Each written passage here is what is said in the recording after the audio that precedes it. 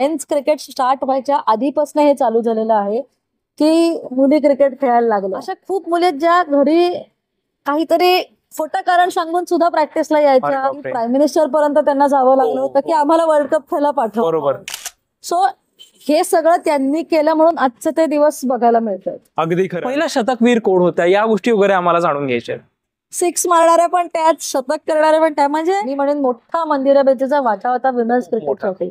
Criticise करतायत म्हणजे लोक फॉलो करतायत. नक्कीच. हा पॉझिटिव्ह माइंडसेट असल्या कारणाने स्मृतीच्या जागी आहे आज. नक्की. अगदी अगदी 100% मी हे म्हणेन की मान्य आहे मला. ICC ट्रॉफी सिनियर टीम कडनं एक आली पाहिजे. म्हणजे आपण म्हणतो ना की असं एक पुढच्या पावलावर आहे, राऊंड द कॉर्नर आहे. खरं बघायला गेलं तर आपण 2 वेळा तिथेपर्यंत पोहोचलो.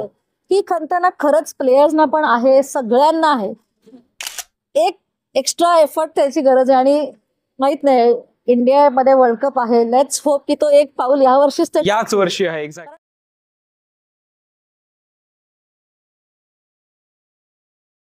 नमस्कार मित्रांनो, नुकत्याच झालेल्या विमेन्स अंडर-19 वर्ल्ड कप मध्ये सलग दुसऱ्या वेळेस भारतीय संघाने विजेतेपद पटकावलं आहे. ही गोष्ट खरंच खूप कौतुकास्पद आहे. एकंदरीतच विमेन्स क्रिकेट गेल्या काही वर्षात ज्या प्रकारे प्रगती करत आहे हे बघून मन खूप सुखावतं. पण बऱ्याचशा जणांना कल्पना नाहीये की भारतीय विमेन्स क्रिकेट आणि याचा इतिहास हा केवळ गेल्या 10 ते 15 वर्षांपूर्वीचा नसून साधारण 50 वर्षांपूर्वीचा आहे. तर मित्रांनो, हाच विमेन्स क्रिकेटचा इतिहास जाणून घेण्यासाठी म्हणून आज आपल्यासोबत जोडले गेलेले आहेत एक असे व्यक्ती जे स्वतः त्या इतिहासाचा भाग होते. आपल्यासोबत जोडले गेलेत भारतीय संघाचे माजी allrounder Sonia Dabir madam. Sonia Dabir madam बद्दल थोडक्यात सांगायचं झालं तर मॅडम 2010 ते 2014 या कालखंडामध्ये भारतीय संघासाठी ॲज अन ऑलराऊंडर खेळलेले आहे. सोनिया डबीर मॅडम यांची संपूर्ण जर्नी आपण एका दुसऱ्या व्हिडिओद्वारे शेअर केलेली आहे, तो नक्की पहा. आणि आता आपण थेट मॅडम सोबत ही चर्चा सुरू करूया आणि जाणून घेऊया की विमेन्स क्रिकेटचा इतिहास नक्की काय आहे. तर आपल्या सोबत जोडल्या गेलेत पुन्हा एकदा सोनिया डबीर मॅडम. आपण त्यांचं स्वागत करूया क्रिकेटिव्हिटी मध्ये. मॅडम, तुमचं खूप खूप स्वागत आहे.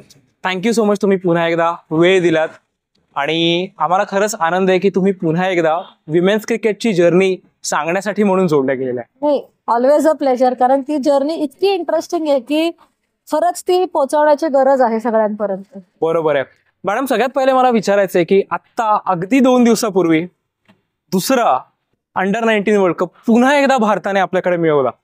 काय भावना होती तेव्हा? खूपच छान होतं. कारण सलग 2 ICC ट्रॉफीज वर्ल्ड कप जिंकणं एकतर म्हणजे खूप क्रेडिटेबल गोष्ट आहे. आणि इंडियासाठी पण आणि विमेन्स क्रिकेटसाठी पण महत्वाचं एक कॉन्ट्रीब्युशन अंडर-19च्या मुलींकडनं आपल्याला विमेन्स क्रिकेटसाठी मिळालेलं आहे. बरोबर आहे. आणि ICC ट्रॉफीज आतापर्यंत आपल्याला अंडर-19 मध्येच आलेल्या आहेत. याच मुली पुढे जातील आणि कदाचित ICC ट्रॉफी इंडियन टीम साठी आणतील. अगदी. आणि ह्या वर्षी सिनियर मुलींनाही चान्स आहे. आपल्याकडे 2025चा world cup, ODI world cup आहे. So let's hope for the best. Yes. Hopefully हे वर्ष भारतीय महिला क्रिकेट संघासाठी असेल. तर मित्रांनो, आपण आशा तर करूयाच, पण आपण हेही जाणून घेऊया की आज हा दिवस पाहण्यासाठी किती कष्ट, किती लोकांना घ्यावे लागलेत, त्याच्यानंतर हा दिवस पाहायला लागला. तर मॅडम, आम्हाला खरंच जाणून घ्यायचंय तुमच्याकडून की कधीपासून या इतिहासाची सुरुवात झालेली आणि कधीपासून विमेन्स क्रिकेट आपले बेसिक, ज्याला आपण म्हणतो की रूट्स, ग्रासरूट लेवल पासून सुरू झालं. सगळ्यांना म्हणजे साधारण हे माहितीये हिस्ट्री, पण 73 म्हणजे मुलांचं क्रिकेट सुरू व्हायचं, मेन्स क्रिकेट स्टार्ट व्हायच्या आधीपासून हे चालू झालेलं आहे की मुली क्रिकेट खेळायला लागल्या. वर्ल्ड कप जरी आपण म्हणू की पुढे मागे होता, पण मुलींचं क्रिकेट हे मेन्सच्या आधी चालू झालं 73 मध्ये. तेव्हा इंडियाची पहिली टीम फॉर्म झाली होती. कशी का होईल, ऑफकोर्स सुरुवात म्हटल्यानंतर थोडंसं काय म्हणू वर खाली होतं. बरोबर. 73 पासून वुमेन्स क्रिकेट चालू झालेलं आहे. बापरे. म्हणजे मला सांगायला आवडेल सर्वांना की 1975 ला पहिला मेन्स वर्ल्ड कप झाला होता. त्याच्या 2 वर्ष आधी 1973 ला पहिला विमेन्स वर्ल्ड कप झाला होता, जे मॅडमने आता आपल्याला सांगितलंय. तर मॅडम, आता सुरुवात झाली, पण कशी सुरुवात झाली? म्हणजे क्रिकेट याच्याबद्दल ना कव्हरेज होतं, ना काही बातमी होती. तो काळही असा होता की कुठे ना कुठेतरी 60च्या आत घरात हे पद्धत असायची मुलींसाठी. मग कशी सुरुवात झाली? म्हणजे महाराष्ट्राचं जे मी ऐकलंय क्रिकेट, त्यांचं क्रिकेट सुरू झालं की बेसिकली सॉफ्टबॉल खेळणाऱ्या मुली होत्या आणि कुठल्या तरी मॅचेसला चालल्या होत्या. ट्रेन लेट झाली म्हणून सहज रेल्वे स्टेशनवर त्यांनी क्रिकेट खेळायला सुरुवात केली आणि तिथून आवड निर्माण झाली, टीम फॉर्म झाली. आणि तू अगदी बरोबर म्हणतोस की 7च्या आत घरात अशा खूप मुली आहेत ज्या घरी काहीतरी खोटं कारण सांगून सुद्धा प्रॅक्टिसला यायच्या. ग्राउंडवर आल्यावर कपडे बदलून प्रॅक्टिसचे कपडे चेंज करून प्रॅक्टिस करायचे. म्हणजे ते पॅशन इतकं होतं त्यांच्याकडे की ते घरच्यांपासनं ऍक्च्युली लपून क्रिकेट खेळायला यायचं, कारण ती आवड निर्माण झाली होती. आणि फॉर्च्युनेटली तसं झालं की ती कंटिन्यू होत गेली. ते आता आज आपण बघतोय महाराष्ट्राची टीम जी आहे किंवा महाराष्ट्राच्या मुली ज्या हायर लेवलला खेळतात, हे तेव्हापासून जे सुरू झालं ना, ती पॅशन आजपर्यंत कंटिन्यू आहे. क्या बात आहे. खरंच मानलं पाहिजे की 7च्या आत घरात होतच, पण त्याच्या व्यतिरिक्त घरच्यांपासून लपवून हे खेळणं आणि खेळून त्या लेवलपर्यंत क्रिकेटला नेऊन ठेवणं हे फार महत्वाचं होतं. कारण की जेव्हा सगळं असतं तेव्हा एक पाऊल पुढे टाकायला भीती वाटत नाही, पण जेव्हा काहीच नाहीये, ना गेमचा बेस आहे ना घरच्यांचा सपोर्ट आहे, त्या पॉइंटला हे करणं म्हणजे खरंच कौतुकास्पद आहे. घरच्यांचा सपोर्ट का नव्हता ह्याचं कारण मी सांगेन. कारण एकतर गेम नवीन, आणि तेव्हा मी म्हणलं तसं की जेंटलमेन्स गेम आपण म्हणतो तो होता. आणि सगळ्यात महत्वाचं मला जे वाटतं ते कारण असं होतं की बॉल लागला तर पुढे जाऊन आपल्याला लग्न करायचंय, कुठेतरी काहीतरी लागायचं, मग ते हे आणि पुन्हा खेळून तू काळी होशील आणि ह्या सगळ्या गोष्टी असू शकतात. आणि बेसिकली कसं होतं की एखाद्या गेमची माहितीच नाहीये, हे तुला कुठपर्यंत नेणार आहे. आणि ऑफकोर्स फायनान्शियली सुद्धा तेवढं त्या काळामध्ये काही इव्हन आत्ता सुद्धा, आता तुम्ही जेव्हा एका बीसीसीआयच्या टुर्नामेंटला खेळायला लागतं तेव्हा तुम्हाला तो फायनान्शियल सपोर्ट मिळतो, पण ऍज ऑफ नाव आत्ताही अशा खूप मुली आहेत ज्यांना थोडं फायनान्शियली विचार करणं गरजेचं आहे. आणि त्या काळी तर नक्कीच होतं, कारण जसं महागडा गेम थोडाफार तेव्हा त्यांना वाटू शकला असेल त्यांच्या घरच्यांना, आणि माहीत नसल्या कारणामुळे ते. पण हॅट्स ऑफ टू तेव्हाचे सर्व प्लेयर्स की त्यांच्या घरच्यांना त्यांनी ते कन्व्हिन्स केलं आणि त्यांनी तो त्यांचा गेम आणि गेमच्या बद्दलची जी पॅशन आहे ती पुढे कंटिन्यू केली. बरोबर आहे, बरोबर आहे. खरंच hats off to all of them. पण मॅडम, आम्हाला नावं जाणून घ्यायची आहेत. स्पेसिफिकली महाराष्ट्राचे प्लेयर्स असे कोण कोण होते की ज्यांचा मोलाचा वाटा होता पहिल्या टीम मध्ये? अरे खूप आहेत. म्हणजे आता कल्पना तापेकर आहेत, उज्ज्वला निकम आहेत, शुभांगी कुलकर्णी, निलिमा जोगळेकर, असे बरेचसे प्लेयर्स आहेत की त्यांनी मी म्हणेन तसं परत एकदा मी तेच म्हणेन की त्यांनी हे चालू केलेलं क्रिकेट आहे, त्यांची ती पॅशन.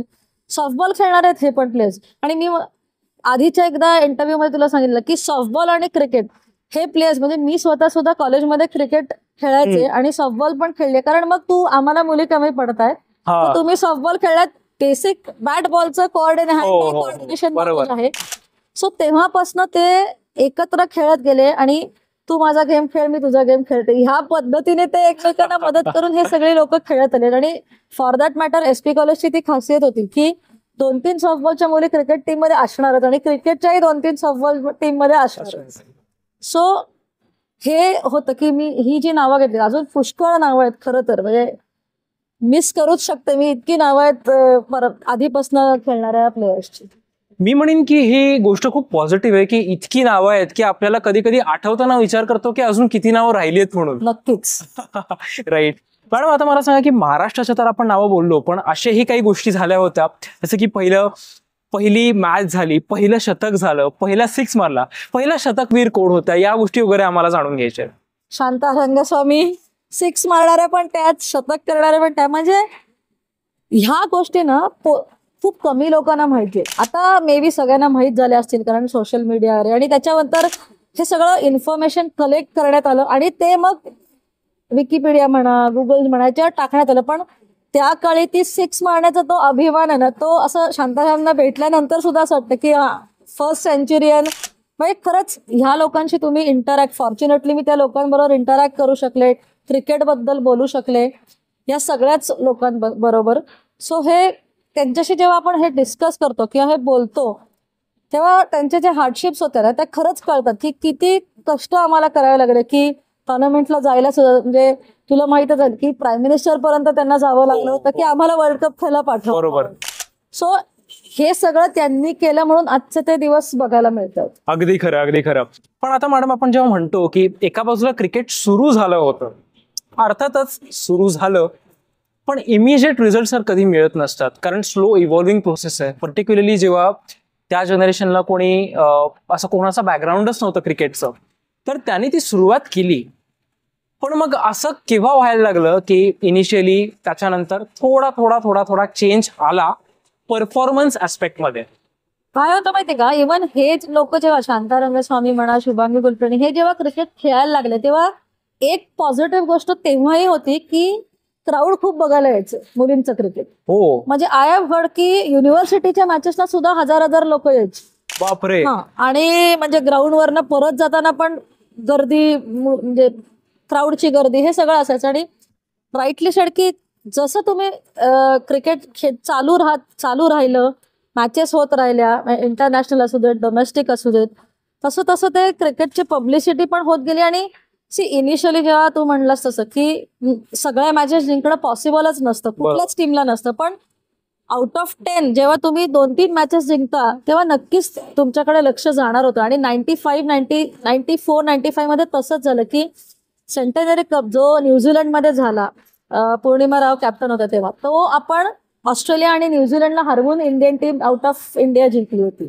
सो ते एक स्टार्ट म्हणण्यापेक्षा एक मोठी सुरुवात होती. कारण ऑफकोर्स इंडियामध्ये मॅचेस आपण जिंकत होतो, टेस्ट मॅचेस आपण जिंकत होतो, पण आता पण आपण बघतो जेव्हा तुम्ही आउट ऑफ इंडिया जिंकता तेव्हा त्याचं कौतुक नक्कीच जास्त झालं. आणि ते खरं पण आहे. म्हणजे त्याच्या इंटरव्ह्यू मध्ये सांगितलेलं की इंडियामध्ये कॅप्टन्सी करताना मी पॉइंटला जाऊन उभं राहायचो, हरभजन कुंबलेला बॉल द्यायचा, ते त्यांची फिल्डिंग लावायचं, विकेट्स घेते. तसं थोडेफार आहे की आपले स्पिनर्स इतके तेव्हापासूनच इतके भारी होते की इकडे त्यांना तुम्ही अनप्लेएबलच आहे. ऑफकोर्स तुम्ही आता नितू डेव्हिडचं नाव ऐकलंय, डायना एडेलजी, शुभांगी कुलकर्णी, हे सगळे जण होते. आणि तुम्ही जेव्हा भारताबाहेर जिंकताना ती खरंच आपल्या गेम कुठेतरी वर लेवल गेलेली आहे, त्याचं एक शिक्कामोर्तब झालं असं म्हणता येईल. बरोबर बरोबर, अगदी खरं. मी म्हणेन की अजित वाडेकर यांनी जे 1970s ला केलं होतं तेच पौर्णिमा राव यांनी 1994 ला सेंटिनरी कप मध्ये केलं होतं. करेक्ट, कुठेतरी अगदी बरोबर आहे. नक्कीच. म्हणजे हे जर आपण सिमिलॅरिटीज पाहिल्या तर या गोष्टी हायलाईटही केल्या गेल्या पाहिजेत. सो मॅसिव्ह थँक्स टू पौर्णिमा राव. तुम्ही त्यांच्यासोबत खेळला एक प्लेअर म्हणून, एक कोच म्हणून, राईट. तर ऍक्च्युली मॅडम आता बघायला गेलं तर हे second generation of women cricketers होत्या. पौर्णिमा राव झाल्या किंवा त्यांच्यासोबत जी तेव्हा टीम होती, तर फर्स्ट जनरेशन क्रिकेटर्स होत्या, सेकंड जनरेशन क्रिकेटर्स होत्या. फर्स्ट जनरेशनला सॉफ्टबॉल मधून प्रेरणा मिळाली, सेकंड जनरेशनला कव्हरेज नव्हतं, काहीही नव्हतं. मग त्यांच्यापर्यंत गेम पोचला कसं? हे जेव्हा झालं ना सेंटेनरी कप, त्याच्यानंतर इमिडिएटली 96 मध्ये इंडियामध्ये वर्ल्ड कप होता, one day world cup. So तेव्हाचं जे काय म्हणतात प्रमोशन होतं किंवा विमेन्स क्रिकेटबद्दल खूप लिहिलं जायचं. ऍक्च्युली मी असं म्हणणार नाही की ते केलं नाही, न्यूजपेपर्समध्ये वगैरे खूप लिहिलं जायचं की वर्ल्ड कप आहे. पुण्यात 2 का 3 मॅचेस होत्या, इंडिया इंग्लंड होती आणि इंडिया आयर्लंड होती, मला वाटतं ह्या 2 तर नक्की होत्या. सो तेव्हा पण इंडियन टीम सेमीफायनलला पर्यंत पोहोचली आणि 1 रनने सेमीफायनल हारली होती. सो हे गेमची चर्चा सुरुवातीपासूनच होती, नाही मी म्हणणार नाही. आणि through newspaper, mouth to mouth publicity ह्याच्याने ती म्हणजे पसरत होतं वुमेन्स क्रिकेट. बट 96चा world cup, if I am right, इंडियाच्या सगळ्या मॅचेस टीव्हीवर दाखवलेल्या. ओके. असं होतं का वर्ल्ड कपच तो टेलिवाइज होत होता म्हणजे. सो त्याच्यामुळे एकतर मी तो वर्ल्ड कप बघूनच क्रिकेट जॉईन केलं. आय वॉज डेफिनेटली इन्स्पायर्ड की हे असं मुली खेळतात. आणि थोडं माहित होतं म्हणजे बाकीच्यांसारखंच, पण हे पब्लिसिटी तेव्हा व्हायची म्हणजे कंपनीजमध्ये जाऊन, बँक्समध्ये जाऊन किंवा शाळेत जाऊन. एक नक्कीच मी एक गोष्ट सांगेन की महाराष्ट्रामध्ये तेव्हा वेस्ट झोनच्या ज्या टीम्स होत्या, तेव्हा वेस्ट झोनमध्ये गोवा आणि विदर्भ पण होतं, तर तेव्हा त्यांनी काय केलेलं की सर्व डिस्ट्रिक्ट मधल्या अशा चांगल्या चांगल्या खेळणाऱ्या मुली निवडलेल्या आणि 2 टीम्स केलेल्या. आणि त्या टीम्स प्रत्येक डिस्ट्रिक्ट मध्ये जाऊन मॅचेस खेळायच्या just to promote women's cricket. एक टूर त्यांनी काढलेली, मला एक्झॅक्टली किती दिवसांची असं नाही माहिती, पण बऱ्याच डिस्ट्रिक्ट मध्ये जाऊन ते खेळायचे आणि तिकडे पण तेवढंच क्राऊड बघायला यायचं, म्हणजे जरी ती इंडियाची मॅच नसेल तरी. So this was one way of promoting cricket की तुम्ही ऍक्च्युअली जाऊन खेळून दाखवा की आम्ही किती चांगलं खेळतो. सो हे खूप छान उपक्रम म्हणता येईल आपण वुमेन्स क्रिकेटसाठी तेव्हा महाराष्ट्र क्रिकेट असोसिएशननी चालू केलेला होता. Women's MSWC Maharashtra state. बरोबर, right right right right correct. So आता तुम्ही एका बोर्डचं नाव घेतलं तसं, तसे अजूनही काही ऑर्गनायझेशन असतील की ज्यांनी खरंच पुढाकार घेतला विमेन्स क्रिकेटसाठी, म्हणून या लेवलपर्यंत विमेन्स क्रिकेट गेलं, बरोबर. पण आता एक गोष्ट झाली की एका बाजूला 1997चा वर्ल्ड कप, मी सांगणारच होतो की मॅडम तिथूनच इन्स्पायर झाल्या होत्या. मॅडमच नाही तर मॅडमची अख्खी generation of women cricketers, Jhulan Goswami असतील, मिताली राज असतील, बाकी सगळे लोक हे त्या वर्ल्ड कप मधनच इन्स्पायर झाले होते. झुलनच्या इंटरव्ह्यू मध्ये तुम्ही ऐकलं असेल की इंडियन गार्डन्सच्या फायनलला, सेमीफायनल का फायनलला Jhulan was the ball girl. ते तुम्ही खूप वेळा तिने सांगितलं की तेव्हा ती बघितलं आणि फिट्झपॅट्रिक्सला बघून she was inspired to bowl faster. आणि नंतर फिट्झपॅट्रिकचा हायेस्ट विकेटचा रेकॉर्डही झुलन गोस्वामीनेच मोडला. क्या बात आहे. सो मॅडम, एका बाजूला आपण बघतोय की हे सुरुवात झाली होती. 97चा वर्ल्ड कप खूप इम्पॉर्टंट माइलस्टोन होता, भारतात झाला होता. म्हणजे कुठेतरी काही फॉर्मर क्रिकेटर्स जे PM पर्यंत वर्ल्ड कपला परमिशन घेण्यासाठी म्हणून गेले होते, त्याच्यानंतर इथे वर्ल्ड कप होणं हा खूप मोठा सक्सेस होता. त्याच्यानंतर 1999 आणि 2000च्या दरम्यान 2 अशा व्यक्तींनी डेब्यू केला जे face of Indian women's cricket, face of Indian modern women's cricket झाल्या, मिताली राज आणि झुलन गोस्वामी. त्यांच्या डेब्यू बद्दल किंवा त्यांच्याबद्दल काय तुम्ही सांगाल? झुलन बरोबर मी एअर इंडिया मधनं खेळली, ऑफकोर्स इंडियन टीम मध्ये पण खेळली. दोघी मितालीचं आणि झुलन अंडर-19 पासून आम्ही एकत्र खेळलोय. मी आता पण खूप यंगस्टर्सला सांगते की त्यांचे जे वर्क एथिक्स होते ते खरंच बघण्यासारखे होते, की ते जे हार्डवर्क होतं, एक्स्ट्रा एफर्ट आपण जे म्हणतो की नेहमीच एक पाऊल पुढे, एक पाऊल पुढे, आणि एक त्यांचं वेगळं असतं की हे मी करणार, किंवा त्यांची जी कन्सिस्टन्सी असते तर ती दोघांची अंडर-19 पासूनच पाहिली होती. आणि मितालीच्या बरोबर तुम्ही डेब्यू बद्दल बोलता, तर आपल्या महाराष्ट्राची रेश्मा गांधीनी मिताली बरोबर डेब्यू करून तिचाही डेब्यूला 200 आहेत. Wow. Ireland against. So Reshma Gandhi was a wicket keeper batter आणि मिताली. सो त्यांच्या दोघांचा सेम डे डेब्यू आणि सेम डे दोघींची सेंचुरी ऑन डेब्यू. क्या बात आहे. म्हणजे मिताली राज मॅडम यांच्या डेब्यूला शतक झालं होतं हे सर्वांना माहिती आहे, पण त्याच्यासोबत एका महाराष्ट्राच्या कन्येने सुद्धा शतक केलं होतं. खूप मोठी बातमी ऍक्च्युली सर्वांसाठी आहे. मॅडम, आता या सगळ्या पॉझिटिव्ह गोष्टी होत होत्या, त्याच्यानंतर एक आला 2005चा माइलस्टोन, राईट. त्याच्या आधी काही पूर्वतयारी ही काही लोकांनी केली होती आणि 2005ला खूप मोठा माइलस्टोन मिळाला. त्याच्याबद्दल आम्हाला सांगा. पूर्वतयारी त्याच्या आधीचं बोललंस, अतिशय चांगलं हा पॉइंट आहे, कारण त्याच्या आधी ना इन्फोसिसमध्ये इंडिया कॅम्प झालेला मुलींचा. सो तेव्हा फिटनेस आणि fielding awareness Shubhangi Kulkarni through हा कॅम्प त्यांनी ऑर्गनाईज, म्हणजे त्यांच्या विजन थ्रू हा कॅम्प ऑर्गनाईज झाला होता इन्फोसिसमध्ये. सो तो असा एक फर्स्ट कॅम्प होता की जेव्हा अपार्ट फ्रॉम क्रिकेटिंग स्किल्स तुमच्या फिटनेस आणि फिल्डिंगवर पण भर दिला गेला होता, आणि त्याचं महत्व तेव्हापासून सुरू केलं होतं. So it was a amazing vision त्यांची, ज्याचा रिझल्ट आपल्याला 2005 मध्ये जेव्हा इंडिया फायनल्सला गेली होती. अनफॉर्च्युनेटली ते रनर्स अप होते, पण नक्कीच तो एक खूप मोठा माइलस्टोन होता की सेमीफायनलला मला असं वाटतं न्यूझीलंडला हरवलेलं त्यांनी साऊथ आफ्रिकामध्ये, आणि फायनल ऑस्ट्रेलिया अगेन्स्ट हारली होती. But still after all this journey आणि हार्डशिप हा एक डेफिनेटली मोठा माइलस्टोन विमेन्स क्रिकेटसाठी होता. त्याचा रिझल्ट आपण 2006-07 मध्ये लगेच बघितलं, लगेच पाहिलं जातात. आपण त्याच्याकडे येणारच आहोत की पुढे काय झालं. पण त्याच्या आधी, या आधीच्या काळामध्ये एक असोसिएशन होती, WCAI, women's cricket association of India, ज्यांचा सिंहिणींचा वाटा आहे असं मी म्हणेन, ज्यांचा विमेन्स क्रिकेटच्या प्रमोशन सगळ्या गोष्टीच्या सक्सेसमध्ये. ऑब्व्हियसली 2007 नंतर गोष्टी सुरळीत झाल्या, पण त्याच्या आधी लागणारे फंड्स होते, मग बाकीच्या गोष्टी आहेत, हे सगळं कसं काय WCAI ने मॅनेज केलं? म्हणजे अगदी करेक्ट बोललास तू की खरंच तो खूप इम्पॉर्टंट वाटा, आणि आतापर्यंत त्यांच्यामुळे खूप मुली क्रिकेट खेळू शकल्यात. अगदी डेफिनेटली. मग ते तेव्हा रेल्वेज होतं, एअर इंडिया होतं. सो ते 2 असोसिएशन होते की जे एअर इंडिया परमनंट जॉब नाही करी तरी कॉन्ट्रॅक्ट बेसिसवर टीम मुलींना ते हायर करायचे, त्यांची टीम होती. आणि रेल्वेज परमनंट जॉब देऊन अनेक मुलींना त्यांनी एम्प्लॉयमेंट दिलेली आहे आणि खेळायला वाव दिलाय. कारण नॉर्मली आपल्याकडे तू आता नोकरी कर, क्रिकेट बंद कर असं असतं, पण तिकडे नोकरी पण करता येते आणि खेळता पण येते. सो ते एक होतं. वेगवेगळे इन्स्टिट्यूशन्स होते आणि बँक्स होत्या किंवा स्पॉन्सरशिप. आता मंदिरा बेदी तेव्हा world cup, not exactly world cup पण एशिया कपच्या दरम्यान मला असं वाटतं त्यांनी ते अस्मीची ती जी स्पॉन्सरशिप इंडियन टीमला मिळाली ती होती. नंतर अशा काही बऱ्याच स्पॉन्सरशिप त्यांच्याकडे येत होत्या. त्याचं रिझनिंग होतं की एकतर तेव्हा खरंच वुमेन्स क्रिकेटची पब्लिसिटी होत होती, म्हणजे ग्रो नक्कीच झालं होतं. क्राऊड खरंच खूप तेव्हा यायचं आणि त्याच्यामुळे पेपरमध्ये बातम्या मोठ्या मोठ्या यायच्या आणि इंटरेस्ट वाढायला लागलेला विमेन्स क्रिकेटच्या. विमेन्स क्रिकेट मोठं करण्यासाठी लोकांचा इंटरेस्ट वाढायला लागलेला.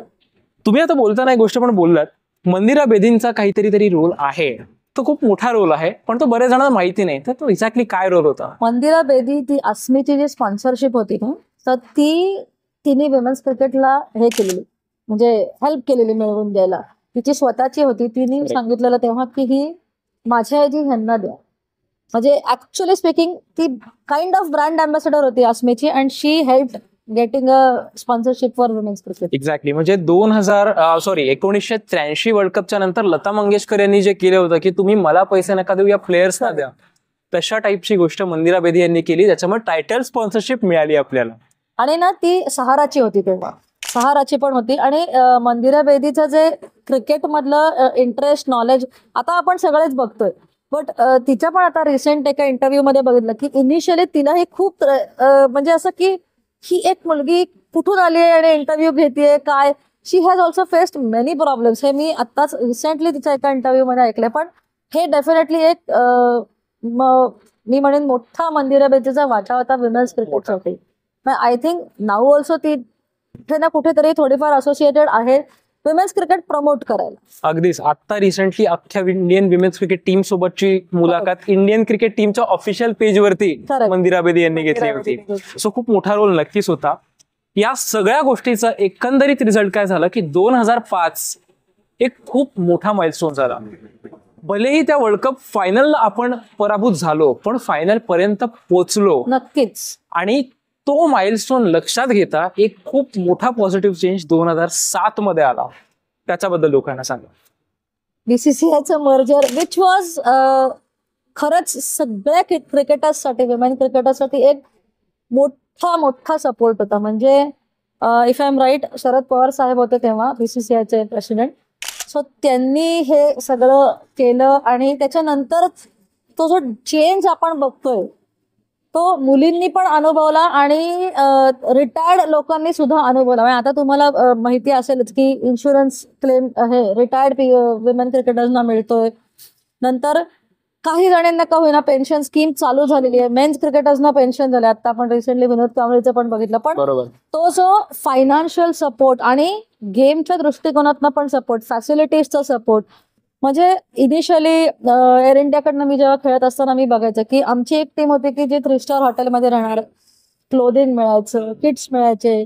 पण जेव्हा बीसीसीआय आलं ना मर्जर नंतर हे सगळ्या टीमला डोमेस्टिक लेवलवर सगळं मिळायला लागलं आणि देवर पेड टू प्ले. सो एक काही अमाऊंट असू देत, XYZ अमाऊंट, पण कुठेतरी त्यांना माहित होतं की आपल्याला हे खेळण्यासाठी we are paid to play आणि फायनान्शियल थोडा नक्कीच सपोर्ट प्लेयर्सना मिळाला की ज्यांना फायनान्शियल सपोर्ट नाही म्हणून क्रिकेट सोडावं लागायचं. सो त्यांच्यासाठी पण ते खूप मोठी गोष्ट आणि डेफिनेटली महत्वाची एनकरेजमेंट होती आणि एक सपोर्ट होता की आता मोकळेपणाने खेळा, अजून क्रिकेटवर जास्त लक्ष द्या, बाकीच्या जबाबदाऱ्या will be taken care of, असं होतं. करेक्ट. कुठेतरी त्यांना क्लॅरिटी मिळाली एक. आणि दुसरी गोष्ट की आधी जे पार्ट टाइम क्रिकेटर म्हणून बघायचे ते लोक फुल टाइम म्हणून त्याच्यानंतर नक्कीच बघायला लागले असतात. नक्कीच. कारण आता तर तू बघशील तर व्हिडिओ अनालिसिस आहेत, अंपायर्स आहेत, मॅच रेफरीज आहेत, स्ट्रेंथ अँड कंडिशनिंग कोच आहेत, फिजिओ आहेत. खूप ऑपॉर्च्युनिटीज विमेन क्रिकेटर्ससाठी आता ओपन झालेल्या आहेत आणि त्या खूप चांगल्या पद्धतीने त्या कॅश पण करतायत मुली. कारण ठीक आहे, एका पॉइंटला आपल्याला लक्षात येतं थोड्याफार प्लेयर्सना सुद्धा की ह्या लेवल नंतर आपण नाही पोहोचू शकणार किंवा आपण थांबायला पाहिजे. पण क्रिकेटचं जे प्रेम आहे ना ते ह्या सगळ्या गोष्टींनी त्यांना ते क्रिकेटकडे ओढतं आणि त्यांना ती ऑपॉर्च्युनिटी मिळते. म्हणजे वर्ल्ड कपला बघितलं असेल तर सगळे मुली होत्या अंपायर्स, मॅच रेफरी. सो एक खूप मोठी गोष्ट आहे ही विमेन क्रिकेटर्ससाठी आणि विमेन्स क्रिकेटसाठी. ऍब्सोल्युटली. आणि तुम्ही जसं म्हणला 2007 नंतर गोष्टी बऱ्याच बदलल्या, नक्कीच बदलल्या, पण तरीही नॉर्मल फॅन्सचा जो अवेअरनेस होता तेवढा नव्हता एका पर्टिक्युलर पॉइंट पर्यंत. म्हणजे मला हे सांगताना आनंदही होतोय की मॅडमने 2014 मध्ये इतकी मोठी कामगिरी केली, पण थोडं दुःखही आहे की त्या दरम्यान तेवढा कव्हरेज नव्हता. पण 2017 हे वर्ष उजाडलं आणि त्याच्यानंतर विमेन्स क्रिकेटला खऱ्या अर्थाने सोन्याचे दिवस आले. 2017चा world cup as a player, as a former player, as a cricket lover कसा होता तुमच्यासाठी? खूपच. तो वर्ल्ड कप सुरुवातच स्मृतीने इतकी 100 करून अमेझिंग केलेली की पहिल्या मॅचला इंग्लंड अगेन्स्ट 90 ऑड, दुसऱ्या मॅचला West Indies after injury. After injury. आणि काय झालं ना त्याच्यामध्ये डेफिनेटली 2017चा वर्ल्ड कप खूपच टर्निंग पॉइंट नक्की होता. पण त्याच्या आधी आपल्या बऱ्याचशा 1-2-3 मुलींना तरी WBBL अशा त्या लीग्स मध्ये खेळायचा चान्स मिळाला. So Indian women's cricket was travelling a long वे. आणि 2017चा जो वर्ल्ड कप होता सुरुवातच इतकी दमदार झालेली आणि 181ची हरमनची इनिंग त्याने म्हणजे लोकांना खरंच म्हणजे असं जागा केलं की मुलींचं क्रिकेट ह्या लेवल पर्यंत पोहोचलं. त्या मॅचची ती इनिंग्स जी होती ती म्हणजे आजपर्यंतची अमेझिंग इनिंग्स. नक्कीच. आणि मिथालीचे 100 न्यूझीलंड अगेन्स्टचे म्हणजे ते असं होतं की टॉपला आहेत इंडियन टीम. आणि ऑफकोर्स 9 रन कमी पडल्या वगैरे ते सगळं मान्य आहे, पण ती जी जर्नी आहे 2017ची ना त्या वर्ल्ड कपची, त्याच्याने खूप लोकांना इंटरेस्ट निर्माण झाला, अवेअरनेस होता, पण तो वाढला, क्युरिओसिटी वाढली. आणि रिसेंटली स्मृतीच्या एका इंटरव्ह्यू मध्ये मी ऐकलं की क्रिटिसाइज करतात ही चांगली गोष्ट आहे, म्हणजे ह्याचा अर्थ की वुमेन्स क्रिकेटला ते फॉलो करतात. सो त्या 2017 नंतर हे खूप वाढलं आणि इतक्या चांगल्या पद्धतीने प्लेयर्सनी पण ते ऍक्सेप्ट केलं की शिव्या घालणार, क्रिटिसाइज करणार, कारण तुमच्याचकडनं अपेक्षा आहेत आणि तुम्हाला आम्ही फॉलो करतोय. ते गिव्ह अँड टेक असतं. तुम्ही चांगलं खेळलात की ऑब्व्हियसली तुम्हाला चांगलं म्हणणार आणि तो हक्क एक आपुलकी आहे, आपलेपण आहे म्हणून तो बोलला जातो. नॅचरली घराघरामध्ये जेव्हा इव्हन सचिन तेंडुलकरही चुकीचा शॉट खेळायचे तेव्हा घरच्या घरी अरे असं खेळलं हे व्हायचं. सचिन तेंडुलकरला जर सांगू शकतो तर म्हणजे खरं तर काहीच कारण नाहीये, पण एक्झॅक्टली ती जी आपलेपणा होता, ती जी आपुलकी ती विमेन्स क्रिकेटला आणि ह्या प्लेयर्सना पण मिळायला लागले. So it is a very good thing. Rightly said by Smriti की तुम्ही क्रिटिसाइज करता ही चांगली गोष्ट आहे आमच्यासाठी, कारण तुम्ही आम्हाला फॉलो करताय. पण दाद दिली पाहिजे माइंडसेटची. म्हणजे क्रिटिसाइज करतायत म्हणजे लोक फॉलो करतायत. नक्कीच. हा पॉझिटिव्ह माइंडसेट असल्या कारणाने स्मृतीच्या जागी आहे आज. नक्की. अगदी 100% मी हे म्हणेन की मान्य आहे मला. आणि त्याचा रिझल्ट आपण लास्ट इयर पाहिला, RCB जिंकला. खरंय अगदी खरं. मॅडम आता आपण म्हणतो की हे पुढे अवेअरनेस झाला, पण याच्यामध्ये सोशल मीडियाचाही फार मोठा रोल आहे. ऑफकोर्स. कारण एका लिमिट पर्यंत आपण माउथ टू माउथ पब्लिसिटी म्हणा, न्यूजपेपर म्हणा, हे पण ज्या पद्धतीने इंस्टाग्राम म्हणा, ट्विटर म्हणा, फेसबुक म्हणा, ह्यानी ती जी सोशल पब्लिसिटी होते ना ते खरंच कौतुक आणि हेल्पफुल आहे विमेन्स क्रिकेट प्रमोट करायला. कारण आज उठला तो इंस्टाग्रामवर आहे, फेसबुक बघतो, ट्विट करतो आणि डेफिनेटली टेलिवाइज होतात मॅचेस, ह्याचे पण खूप मोठा वाटा आहे. आणि BCCIला मी थँक्स म्हणेन की त्या डोमेस्टिक मॅचेस पण आजकाल टेलिव्हिजन म्हणजे OTTवर म्हणा, टीव्हीवर म्हणा, पण त्या खूप गरजेचं आहे. डोमेस्टिक लेवलला पण तुम्ही टेलिवाइज करताय ना ते खूप गरजेचं आहे. ट्रू. पण मॅडम आता सोशल मीडियाचा जितका पॉझिटिव्ह इम्पॅक्ट असतो निगेटिव्हही तितकाच असतो. म्हणजे आता एक खंत वाटते की जेव्हा जेमिमा रॉड्रिग्स एखाद्या मॅच मध्ये नाही खेळत तर तिच्या पर्सनल लाईफमध्ये ती गिटारचे व्हिडिओज टाकते, त्याच्यावर तिला ट्रोलिंग होते किंवा बाकीच्यांना ट्रोलिंग होते, तर याची खंत कुठेतरी वाटते. कसं आहे माहितीये का की हे आता आपल्या कंट्रोल मधली गोष्ट नाहीये. तुम्हाला ट्रोल जेव्हा तुम्ही चांगलं नाही करत ना, एक ह्युमन नेचर आहे, जेव्हा तुम्ही एखादी गोष्ट चांगली करता तुम्हाला डोक्यावर बसवतात, नाही केले की तुमच्या कुठल्याही गोष्टीवर तुम्हाला ते बोलू शकतात. सो सिमिलर आहे. आणि त्यांचं ते पर्सनल लाईफ आहे. आय डाऊट की त्यांना कोणाला ह्याचा काही फारसा फरक पडत असेल, कारण कुठलाच प्लेअर, क्रिकेटर असू देत तर कुठलाही स्पोर्ट असू देत, कन्सिस्टंटली इतक्या लेवलची नाही करू शकत, कारण ह्युमन बिईंग आहे तो सुद्धा. त्याचं पण काही असू शकतात, फेजेस असू शकतात. म्हणून त्यांनी पर्सनल लाईफ मध्ये काही करायचंच नाही, एन्जॉय करायचं नाही किंवा जगणं सोडून द्यायचं असं नाही होत. एक्झॅक्टली. आणि सोशल मीडियाच्या फॉलोअर्समुळे ते टीम मध्ये नाहीये. एक्झॅक्टली. हे खूप महत्वाचं आहे. ते जे क्रिकेट खेळलेत ना त्याच्यामुळे. आणि कसं होतं, तुम्ही एक पब्लिक फिगर आहात आता पण ह्याचा अर्थ असा नाही होत त्यात की you don't have your personal life. त्यांचं आयुष्य त्यांना तुम्ही दिवसभर प्रॅक्टिस करताय, थोडंसं रिलॅक्सेशन पाहिजे. प्रत्येक गोष्टीत त्यांच्या कमेंट करायला लागलात तर त्यांना माहिती आहे काय कसं हँडल करायचं. बट केलं जातं कारण त्या पब्लिक फिगर आहेत हे त्यांनाही माहिती. Absolutely right. पण आता मॅडम कुठेतरी तुम्ही बोललात की बीसीसीआयचा खूप मोठा वाटा या सर्वांना प्रमोट करण्यामध्ये. बीसीसीआयचा अजून खूप मोठा वाटा आहे इक्वल पे आणण्यामध्ये, मग त्याच्या आधी विमेन्स T20 चॅलेंज, आता WPL आणण्यापर्यंत खूप मोठा वाटा आहे त्यांचा. WPL किती मोठं गेम चेंजर आहे? खूप मोठं. कारण माहितीये का जेव्हा WPL सुरू झालं ना तेव्हा आपले जे डोमेस्टिक प्लेयर्स आहेत त्यांना एक मोठा प्लॅटफॉर्म मिळाला आणि सर्व इंटरनॅशनल प्लेयर्स बरोबर ड्रेसिंग रूम शेअर करायला मिळते. त्याच्याकडनं ना त्या गोष्टीमधनं ना खूप शिकायला मिळतं. म्हणजे तू विचार कर आज एक डोमेस्टिक प्लेअर मेग लॅनिंग सारख्या प्लेअरला ऑब्झर्व करते, तिच्याबरोबर बोलतेय, इंटरॅक्ट करते, खेळतेय, ड्रेसिंग रूम शेअर करते, तिचं ऑब्झर्वेशननी सुद्धा शिकू शकतो. और फॉर दॅट मॅटर स्मृती बरोबर शेअर करते, अर्बन बरोबर शेअर करते. खूप शिकायला मिळतं की त्यांच्याकडचं मिळणारं नॉलेज, अनुभव आणि तुमचा अप्रोच कसा पाहिजे ह्याच्यात किंवा वर्क एथिक्स नुसते बसून बघितलं ना तरी आपल्याला खूप शिकायला मिळतं. त्यामुळे WPL एक मोठा गेम चेंजर आहे नक्की मी म्हणेन. कारण त्याच्याने ना तुम्ही हे जे ज्युनियर प्लेयर्स आहेत आत्ताची अंडर-19 ची टीम जर तू बघितलीस ना त्यांचा जो कॉन्फिडन्स लेवल होता एकही मॅच न हरता ते वर्ल्ड कप जिंकले. ही खूप मोठी गोष्ट आहे. म्हणजे ट्रू ट्रू ट्रू तुम्ही बरोबर बोललात की खूप मोठे गेम चेंजर्स होते. WPL होते, त्याच्या आधी जे women's T20 challenge, trail blazers, supernovas आणि त्याच्यात त्यांनी जे सुरू केलं होतं तेही होतं. बीसीसीआय कडून खूप सपोर्ट आता मिळायला लागलाय. म्हणजे बीसीसीआय असेल, फॅन अवेअरनेस असेल, हाऊसफुल मैदान. आज जेव्हा तुम्ही बघता की DY पाटील मैदान पूर्ण हाऊसफुल आहे, कसं वाटतं? खूप भारी वाटतं. म्हणजे मी बघते स्वतः जाऊन मॅचेस तेव्हा सुद्धा असं म्हणजे मी कुठेही बसून मॅच बघू शकते, मी स्टँड मध्ये बसून मॅच बघते. पण मला इतकं छान वाटतं की आज विमेन्स क्रिकेटसाठी लोक गर्दी करतायत. आणि इक्वल पे बद्दल तू मगाशी तो जो एक पॉइंट त्याच्यात मी ऍड करेन की आता डोमेस्टिक मॅचेसला सुद्धा विमेन ऑफ द मॅचला पे केलं वेगळं. सो ती एक अजून डोमेस्टिक प्लेयरसाठी एनकरेजमेंट आहे. आणि गर्दीचं म्हणशील तर मी स्वतः WPL ची जी एक मॅच बघितलेली जी इंडिया ऑस्ट्रेलियाची मॅच होती, ड्रॉ झाली आणि सुपर ओव्हर मध्ये जिंकली. ती मॅच मी ऍक्च्युअली स्टेडियम मध्ये बघितली आणि इतकं मस्त वाटत होतं ना की ह्या लेवलला विमेन्स क्रिकेट पोहोचले. तेव्हा रेकॉर्ड झालेला मला वाटतं 48 का 50,000 लोक होती ती मॅच बघायला. हाऊसफुल होतं DY पाटील स्टेडियम पूर्ण. ऍब्सोल्युटली हाऊसफुल होतं. आणि वीकडेला सुद्धा WPL ला लोक मॅचेस बघायला येतात.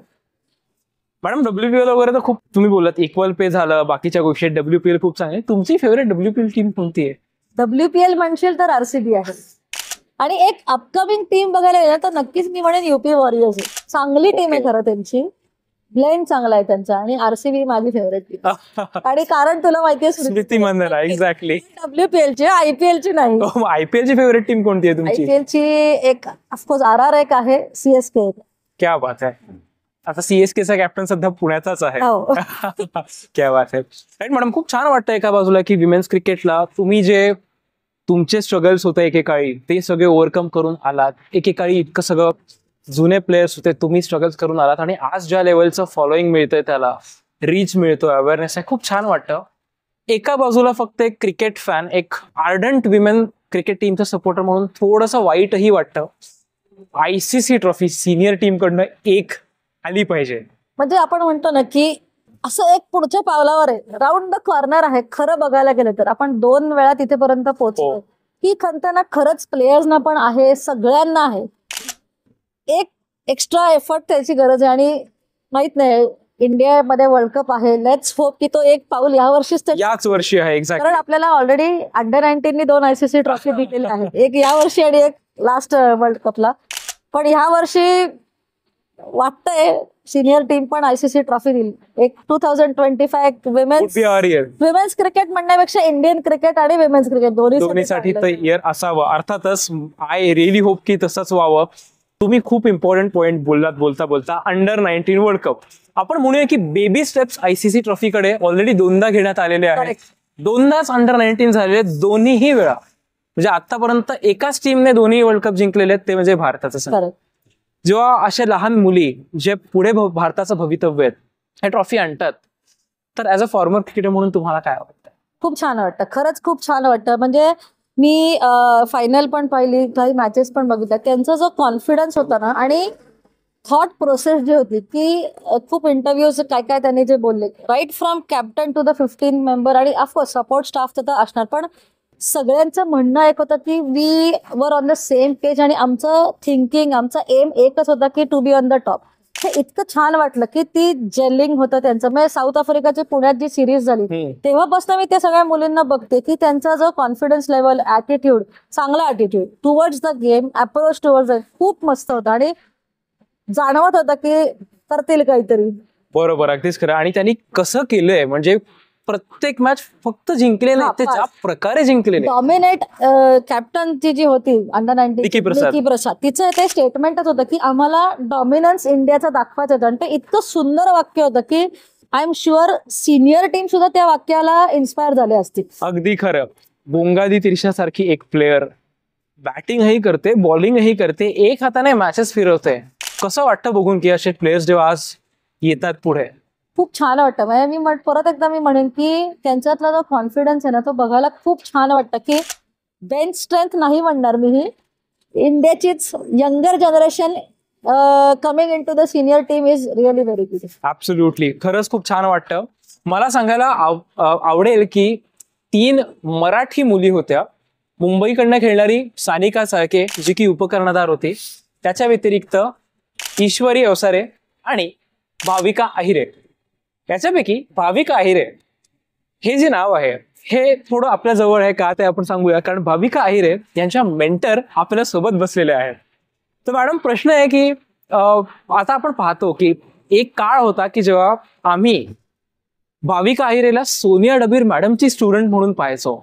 आज आम्ही सोनिया डबीर मॅडमला भाविका आहिरे यांच्या मेंटर म्हणून पाहतो. हा जो शिफ्ट झालेला आहे बघण्याच्या दृष्टिकोनामध्ये, ते बघून काय वाटतं? खूप छान वाटतं. म्हणजे अशा खूप मुली असाव्यात अशी इच्छा आहे नक्कीच, आणि हा शिफ्ट गरजेचा होता, कारण मला तो शिफ्ट आवडलाय जास्त, की उलट नकोय, रिव्हर्स ऐकायला खूप छान वाटतं. बरोबर, म्हणजे एका गुरुला जेव्हा शिष्याच्या नावाने ओळखलं जातं, अजून काय पाहिजे. म्हणजे खरंच खूप सॅटिस्फाईंग आणि खूप छान. पण मी तिला जे सांगितलं तेच मी इथे पण बोलेन की दिस इज जस्ट द स्टार्ट. अजून खूप लांबचा प्रवास आहे आणि तो जस्ट सुरू झालाय. बरोबर आहे. आणि या पूर्ण वाटचालीमध्ये अंडर 19च्या असेल की विमेन्स क्रिकेटमध्ये तुमचाही वाटा खूप मोठा आहे, हे मला पुन्हा सर्वांनाच खरंच सांगताना खूप आनंद होत आहे. मॅडमची पूर्ण जर्नी आपण शेअर केलेली आहे. मी तुम्हाला का रिपिटेटिव्हली म्हणतोय की मॅडमचा खूप मोठा वाटा आहे, ते एकदा तुम्ही स्वतःहून बघा, तुम्हालाच लक्षात येईल. सो मॅडम, मी फक्त एकच आशा करतो की तुमच्याकडून इन्स्पिरेशन अशा अनेक जणांना पुढे मिळत राहो, आपली टीम पुढे जात राहो. म्हणजे मला पुन्हा एकदा सांगायला आवडेल की महाराष्ट्राचा रोल खूप मोठा आहे. म्हणजे अगदी शुभांगी कुलकर्णी मॅडम, उज्ज्वला निकम मॅडम पासून ते आत्ता खेळणारी तेजल सबनीस यापर्यंत खूप मोठा वाटा आहे. त्याच्यामध्ये सोनिया मॅडम होत्या, आज त्यांची स्टुडंट आहे, आणि असा खूप मोठा वाटा आहे. तर या सगळ्यामध्ये मी एक फॅन म्हणून मॅडम तुमचे आणि तुमच्यासारख्या सर्वांचे खूप खूप आभार मानतो. Thank you so much. बिकॉज मनापासून मी हे कुठे बोललेलो नाही, पण मी विमेन्स क्रिकेट 2009 पासून फॉलो करतोय, आणि न्यूजपेपरमध्ये शेवटच्या पानापासून बातमी वाचायची सवय होती. मी बघायचो की काय झालं. म्हणजे मला हरमनप्रीतचा डेब्यू 2009ला झालेला, तर ते माहिती होतं की डेब्यू झालेला आहे, टीव्हीवरती नाही पण पाहिलं होतं. तर एक कुठेतरी तरी खूप छान वाटतं की आज जेव्हा या गोष्टी होत आहेत. आणि खरं हे मी कधी ऑन रेकॉर्ड बोलत नाही, पण मला खरंच मला शहारा येतो जेव्हा बोलताना की कोणीतरी तरी या लेवलचं माझ्याशी इंटरॅक्ट करतंय. इंडियासाठी तुम्ही खेळलेला आहात, तुम्ही इन्स्पायर केलेलं आहे, तुम्ही बघत आहात साक्षात मॅडम इंडियाची जर्सी घालून आलेले आहेत. या जर्सीचा मान, सर्वांचाच मान त्यांनी उंचावलेला आहे. सो पुन्हा एकदा एक फॅन म्हणून, अश्विन जंगम म्हणून खूप खूप आभार तुमचे. Thank you so much. मला संधी दिली हे सगळं बोलायची, कारण हे ना खूप वेळा ऐकलंय. म्हणजे एक विमेन क्रिकेटर म्हणून ऐकलंय, सिनियर्स कडनं ऐकलंय, मी स्वतः सांगितलंय. हे जितक्या लोकांपर्यंत पोहोचवता येईल तितक्या लोकांना विमेन्स क्रिकेट काय आहे किंवा अजून चांगल्या पद्धतीने कसं पोहोचवता येईल याचाच प्रयत्न आहे, बाकी काही नाही. नक्कीच नक्कीच. आणि या प्रयत्नामध्ये यश मिळायला लागलेलं आहे, या गोष्टीचा खूप अभिमान आहे मला. मॅडम, एक जायच्या आधी एक शेवटचा मेसेज पुन्हा एकदा विमेन्स क्रिकेटसाठी सर्व फॅन्सना काय द्या?